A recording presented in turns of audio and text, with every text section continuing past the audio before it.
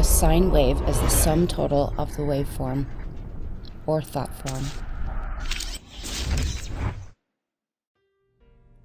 We've known for a very long time that the two hemispheres of the brain have completely different functions, yet they come together to provide us a single, unified experience we call 3D reality.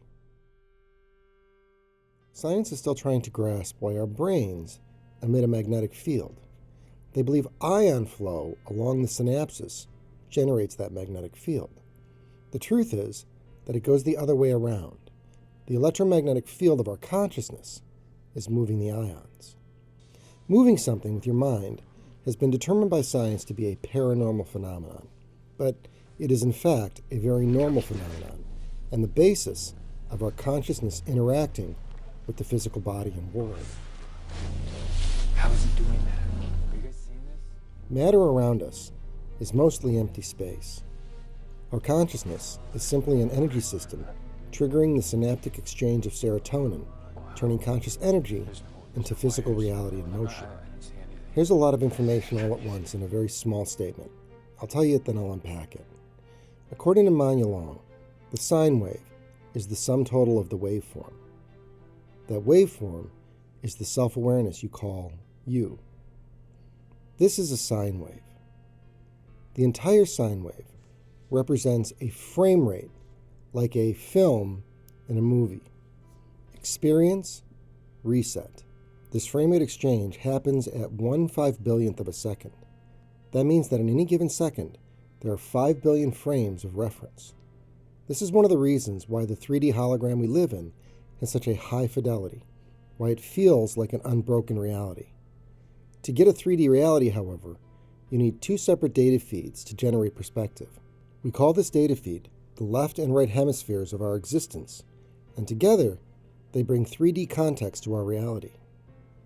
In my video Consciousness, Why Our Eyes Are the Windows to Our Soul, I examine the idea that our consciousness resides non-locally and in an inverted position relative to our physical body by noting the upside down, inside out, and backward nature of the eyes and brain setup.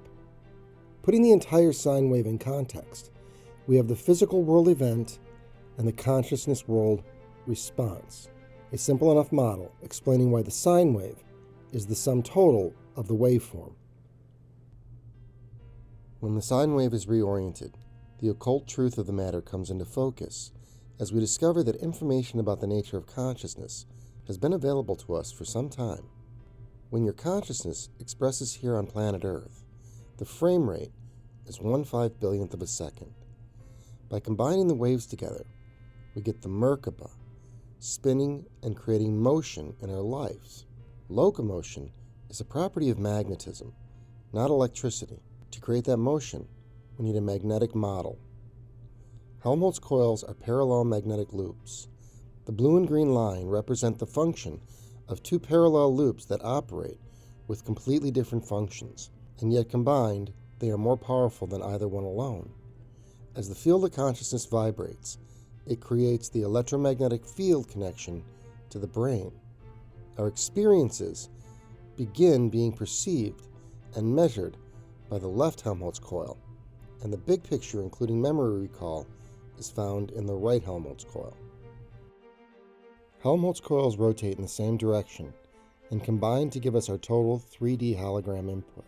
And if you follow the information to its conclusion, we can finish by identifying the third eye's origin and the nature of the crown chakra. Our consciousness is made up of a pair of Helmholtz coils, and the most important part to remember is this.